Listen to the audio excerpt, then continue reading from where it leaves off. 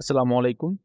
Welcome to the Imarat. दोस्तों, बातें हम करने जा रहे हैं पाकिस्तान और इंडिया के दरमियान इस वक्त दोबारा से इंक्रीज होती हुई टेंशंस को लेकर, जहां पाकिस्तान और इंडिया दोनों की मिलिट्रीज ने एक हाई लेवल एक्सरसाइजेस, बड़े पैमाने पर नोटैम्स एक्सरसाइजेस का ऐलान कर दिया है। इस कॉन्टेक्स्ट में हम ये देखेंगे कि करंटली पाकिस्तान एयरफोर्स के पास 20 जेट-एंड-सी एयरक्राफ्ट है और इंडिया ने उसी चीज को मद्देनजर रखते हुए साउदर्न थिएटर को खोलने का फैसला किया, क्योंकि वो इस वक्त नॉर्दर्न या कश्मीर के एरिया में नहीं आना चाहेंगे, क्योंकि वहां जेड-एंड-सीज और PL-15s उनको कहीं भी घुसने नहीं देंगे। और माजी में यानी कि मई के महीने में हम ये देख चुके हैं कि इंडिया को बहुत ज्यादा नुकसान उठाना पड़ा था। इंडियन मिलिट्री का थ्रस्ट जो साउदर्न साइड पर देखा जा रहा है, वहां चूंकि जेड-एंड-सीज पाकिस्तान के पास मौजूद नहीं है उन्हें पर्टिकुलर एरियाज में, तो पाकिस्तान को क्या वहां एक डिसएडवांटेज रहेगा या पाकिस्तान की क्या स्ट्रेटेजी होगी, और यहाँ हम मजीद जेट-एंड-सीज को लेकर भी बात करेंगे। दोस्तों, साउदर्न थिएटर की अगर बात कर लें, जो पाकिस्तान की साउदर्न एयर कमांड है, वहाँ ज्यादातर F-16 और JF-17 थंडर्स हमें डिप्लॉयड देखने को मिलते हैं। अगर हम जैकोबाद की बात करें, देन भोलारी की बात करें, यहाँ F-16 की प्रेजेंस है और ये इन्हीं के स्क्वाड्रंस मौजूद होते हैं। और पाकिस्तान एयरफोर्स के F-16 पर AIM-120C5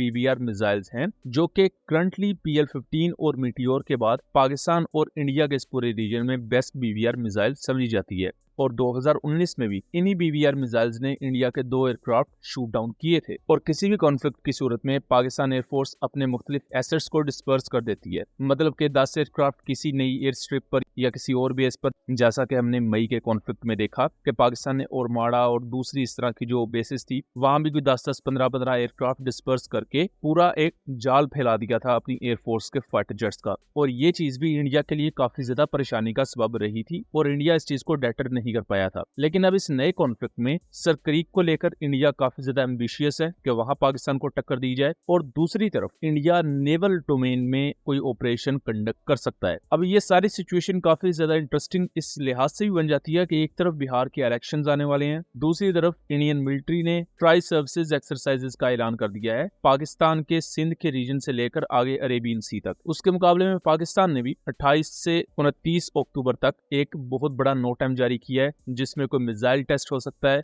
या एयर एक्सरसाइजेस कंडक्ट किए जा सकती हैं। अब ये वो सिचुएशन है जो अभी तक मौजूद है, इस पर जैसी आगे अपडेट्स आएंगी हम आपको आगाह करेंगे। लेकिन इससे भी ज्यादा अहम चीज ये है कि पाकिस्तान के पास सिर्फ 20 जेट-एंड-सी एयरक्राफ्ट मौजूद है जो PL-15 कैरी कर सकते हैं, जिनके पास एक्टिव इलेक्ट्रॉनिकली स्कैन्ड अरे रेडार है और next generation electronic warfare sweet है। जबकि ये जितने भी जेट-एंड-सीज हैं पाकिस्तान की नॉर्दर्न कमांड का हिस्सा है और इनका काम पंजाब, KPK और आगे गिलगित बल्तिस्तान, आजाद कश्मीर के एरियाज को देखना होता है। इंडिया यही सोचकर साउदर्न थिएटर की तरफ आ रहा है, क्योंकि वहां PL-15 नहीं होंगे। लेकिन यहां भी उनकी उम्मीदों पर पानी JF-17 ब्लॉक 3 फेर देगा, जो ऑलरेडी PL-15 कैरी कर सकता है। और PL-15 फायर करने के बाद AWACS के थ्रू इन्हें इजीली 200 किलोमीटर बियॉन्ड गाइड करवाया जा सकता है, और पाकिस्तान ने मई के मंथ में भी ऐसा ही किया था। लेकिन उसके साथ साथ ये चीज कंसर्निंग भी है कि जंग या कोई भी कॉन्फ्लिक्ट आपको बता के नहीं आता और आपने अपनी तैयारी रखनी है। तो पाकिस्तान के पास 20 से ज्यादा जेट-एंड-सीज इस वक्त होने चाहिए थे,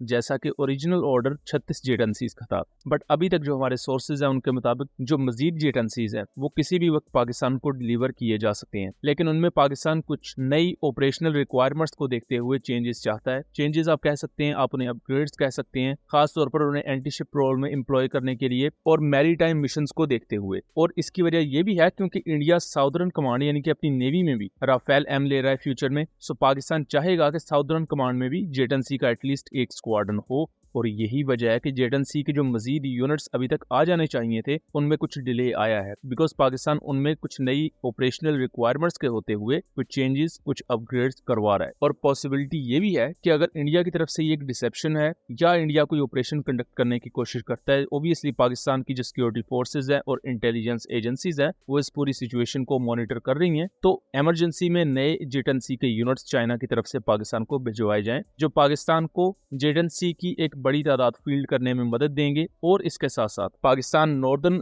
एयर कमांड के साथ साथ अपनी साउदर्न एयर कमांड में भी कुछ यूनिट्स जेट-एंड-सी के भेज सकता है, जो कि किसी भी कॉम्बैट फॉर्मेशन में लीड करेंगे और JF-17 ब्लॉक 3 उन्हें कॉम्प्लीमेंट करेंगे। सो दोस्तों, ये था एक एनालिसिस। उम्मीद करता हूँ चीज़ें क्लियर रही होंगी। वीडियो पसंद आई हो तो इसे ज़्यादा से ज़्यादा शेयर कीजिएगा, ताकि इस तरह की मज़ीद इन्फॉर्मेटिव वीडियोस हम आपके लिए लेकर आ सकें। मिलेंगे अगली वीडियो में, तब तक के लिए अल्लाह हाफिज़।